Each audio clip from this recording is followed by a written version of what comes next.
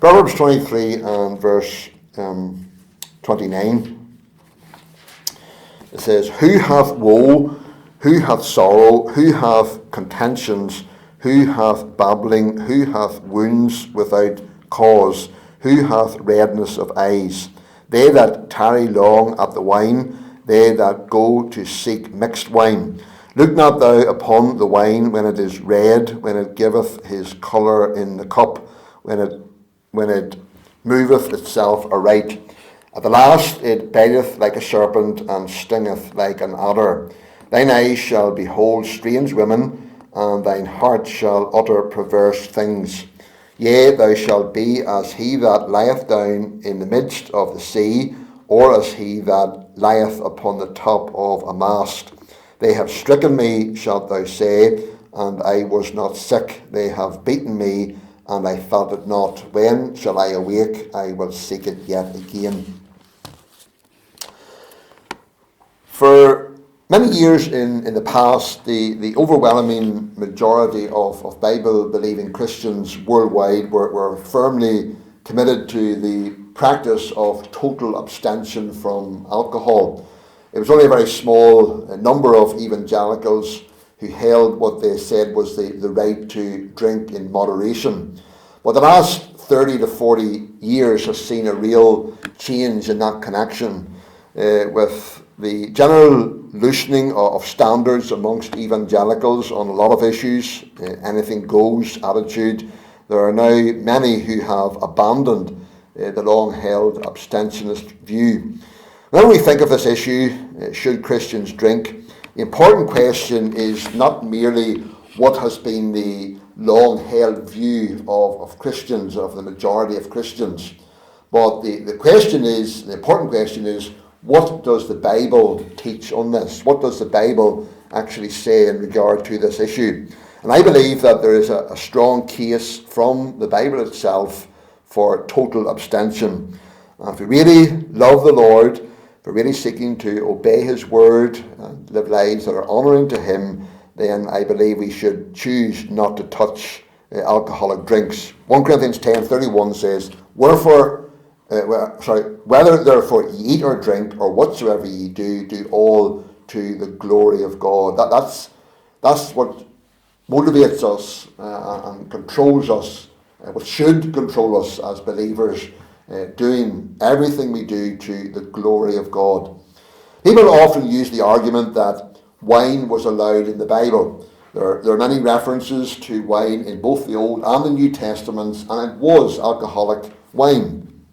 Most popular instance that is quoted is, of course, Jesus turning the water into wine. You'll hear people saying, well, sure, Jesus turned the water into wine, so that makes it okay for us to drink alcoholic drinks. Often the motive behind using the argument of the use of wine in Bible times is really just to find a justifiable excuse for their so-called moderate drinking.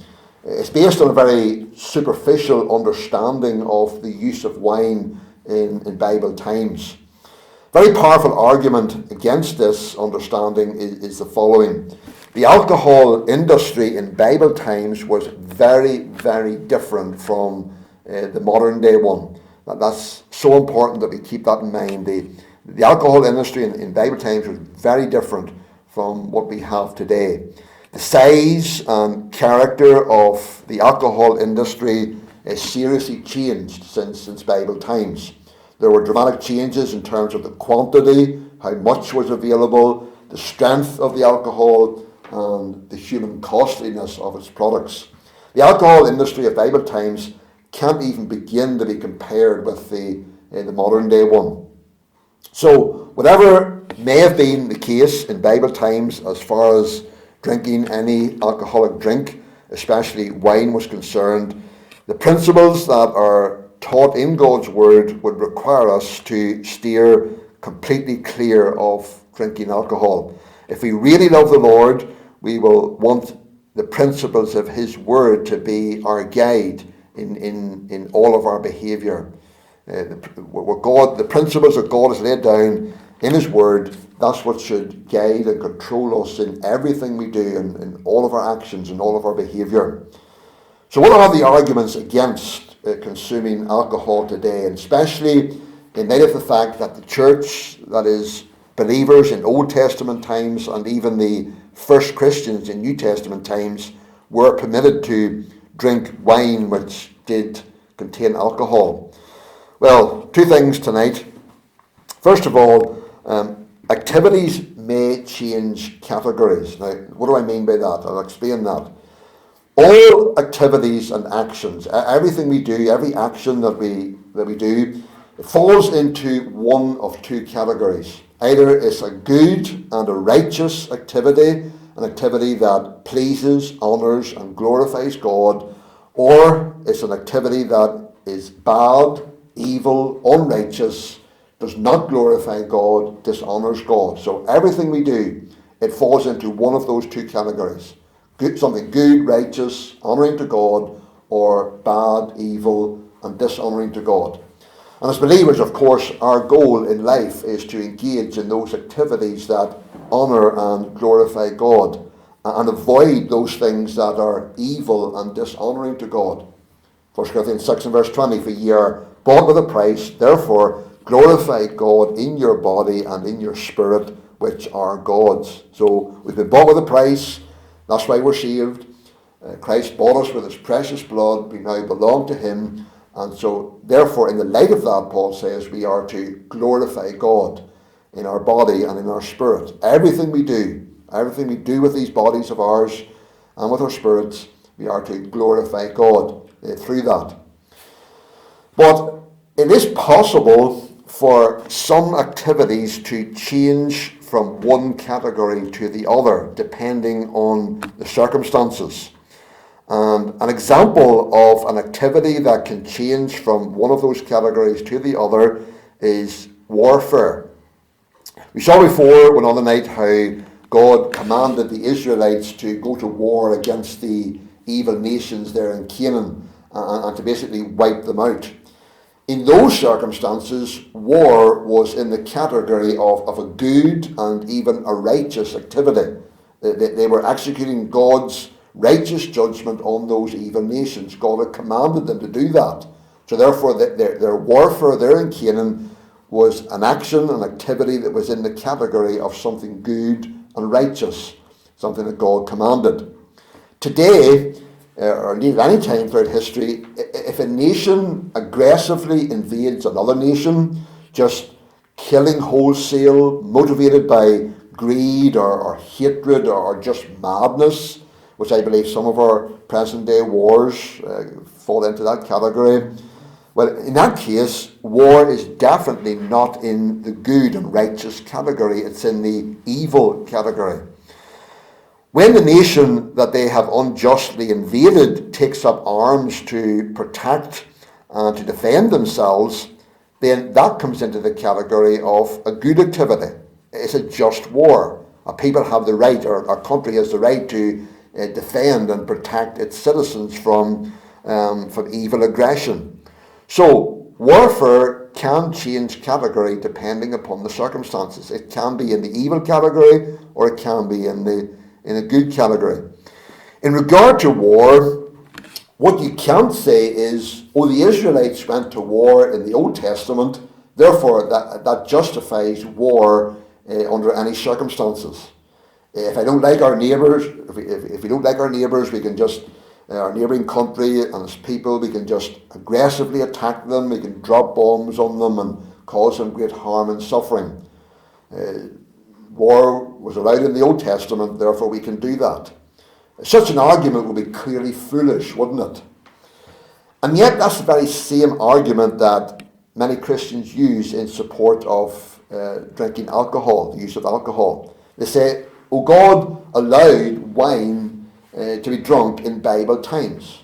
So because God allowed it in Bible times, therefore that means that it's all right for us today, that it's still in the good category, as it were. They will point to a verse like Deuteronomy 14 and 26, where it says, and thou shalt bestow that money for whatsoever thy soul lusteth after, for oxen or for sheep, or for wine, or for strong drink, or for whatsoever thy soul desireth, and thou shalt eat there before the Lord thy God, and thou shalt rejoice, thou and thine household. So they'll point to verses like that where God said that his people could even drink strong drink. What they fail to consider is that the circumstances are different today than they were in Bible times. And activities can change categories depending on the circumstances. The circumstances surrounding the consumption of alcohol have drastically changed from Bible times, and that's a very important thing to remember in this whole argument, this whole issue of whether or not we should drink alcohol today. The circumstances surrounding the consumption of alcohol have drastically changed from Bible times. Because activities may change from one category to another, from good to evil or vice versa, that's why the New Testament doesn't give us long, rigid lists of activities that are approved or disapproved. This is why there's not a direct command in the Bible, do not drink alcohol. It's because it's one of these, it's an activity that can change category from being in the good category to being in the evil category. What the New Testament does is it gives us principles by which we can judge all activities as they appear in our day, in our age. We need to ask concerning any activity, in any time, in any situation, we need to ask, is it morally acceptable? Does it conform to the standards of God's moral law as summarized in the Ten Commandments and all the other biblical definitions of righteousness? Whenever we consider the evils that are associated with the consumption of alcohol today, and you don't need me to tell you those evils, they are tremendous. The evils that and the evil consequences that have come from the consumption of alcohol, the terrible devastation that is brought to many lives and to many homes. Marriages have been wrecked and ruined as a result of the drinking of alcohol. In light of that, we need to ask, is this something, drinking alcohol, is it something that will lead me, that will help me to live a God-glorifying and honouring life? Does this help me as a child to honour my parents? Does it help me not to steal? Does it help me not to hate my neighbour? Does it help me not to commit adultery and so on? And whenever you look at the evil consequence, the evils associated with the consumption of alcohol, I think the answer is pretty clear to all of those questions. And it's no argument to say that, well, I can drink in moderation, and I don't drink to get drunk, and to do all of those things that a drunkard, an alcoholic would do. But we must always remember that no one ever set out to be an alcoholic. It all started with one drink. And if we go down the line that well, I can take a drink, and I take it in moderation, and I wouldn't go to those excess, I wouldn't go to the point of getting drunk or whatever, then whenever you go down that line and even take one drink, you never know where that's going to lead you because of what we see, the reality of what happens when a drink gets hold of a person. No one can say that when they take their first drink that they will never become an alcoholic. Why do we want to be playing with fire? And that's what we're doing. If we touch it at all, we're actually playing with fire.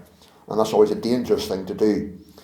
Someone has said the Christian abstainer's conviction is that alcoholic beverages have moved from the category of beneficial in Old Testament times to the category of grossly harmful and evil in later centuries. Without any doubt, the development of the liquor industry has unleashed a massive and cruel tidal wave of human tragedy and misery across the world. It has wrecked lives, homes, families, careers, even entire ethnic groups, causing more harm and heartache in human society than virtually anything else, with the possible exception of war. That's reality. And we need to keep that in mind whenever we think of this issue. The biblical questions to ask are, is it good, profitable, and beneficial? Or is it unnecessary, harmful, and enslaving? Has wine and the wine industry changed? Has the use of wine and its dangers changed? It's not enough just to say, oh, the Israelites were allowed to drink wine in Bible times, so that makes it okay for us. We need to consider how the whole industry, the whole wine industry, has changed since then. And that brings us then to another argument against consuming alcohol today. And that is that alcoholic drinks of Bible times were weak. To appreciate the great differences between the alcohol industry of Bible times and the industry of today, we need to understand some important features of wine drinking in Israelite culture, especially in as far as it affected ordinary people. One of those features is that the alcoholic drinks of Bible times were weak. They were not to the strength of alcoholic drinks today. The wines and beers that were available in ancient Palestine were considerably weaker than many of the wines and even the strong wines that are available today. The fortified wines and distilled spirits of today didn't even exist in those times. The only process of producing wine in Bible times was the process of fermentation. Proverbs 31:6 says, "Give strong drink unto him that is ready to perish, and wine unto those that be of heavy hearts." Strong drink there is referring to fermented wine. The highest alcohol content that could be reached with this process was around 14%. That was the very highest, that was the maximum alcohol content that could be reached with this process of fermentation, 14%. But normally it wasn't anywhere near that level because of the unpleasant taste of certain bacteria that their technology at that time couldn't eliminate. Just because the technology hadn't advanced enough, there were still certain bacteria that were in the wine that caused a sour taste or a bad taste to the wine, and so therefore that was why even the level of alcohol was even much lower than 14%. A study into the ancient winemaking process shows that alcohol abuse wasn't a major issue to the ordinary people of those times, simply because a good strength of wine was expensive and was not very freely available. The ordinary person couldn't afford to buy it, or it wasn't even available. And the common wine was a poor quality wine that had a very low alcohol content. It's even probable that the Jews, like other peoples of those times, actually mixed their wine, diluting it, mixing it with milk or water. Song of Solomon 5 verse 1 says, "I have drunk my wine with my milk," reference to diluting their wine with milk. Proverbs 9:5, "Come, eat of my bread and drink of the wine which I have mingled." Again, reference to some form of diluting their wine at that time. Revelation 14 verse 10 uses undiluted wine as an appropriate symbol for the wrath of God. It says, "The same shall drink of the wine of the wrath of God, which is poured out without mixture into the cup of his indignation." So the meaning there is that in hell, the wrath of God will be undiluted. There will be no mercy or grace mixed in. And so therefore the symbol that's used there in Revelation is of wine that is without mixture poured into the cup of God's indignation. So these are references to the fact that wine was diluted in Bible times. It was about 1200 years after New Testament times that the process of distillation was discovered.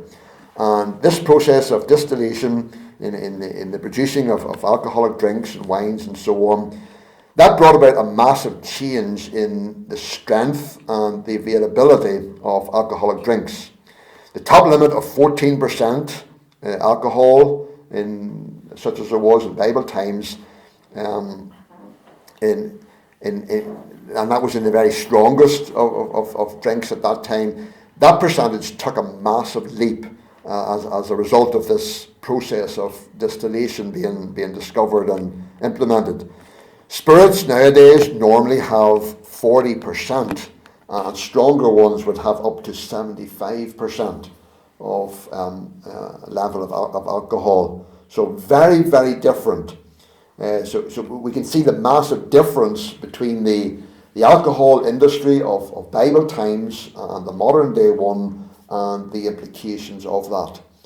Wine was not anywhere near the strength that it is today, and so we can see and understand that the consequences of drinking wine in Bible times were very, very different. Did not lead to the excesses and to all of the evils that we see associated with the consumption of alcohol today.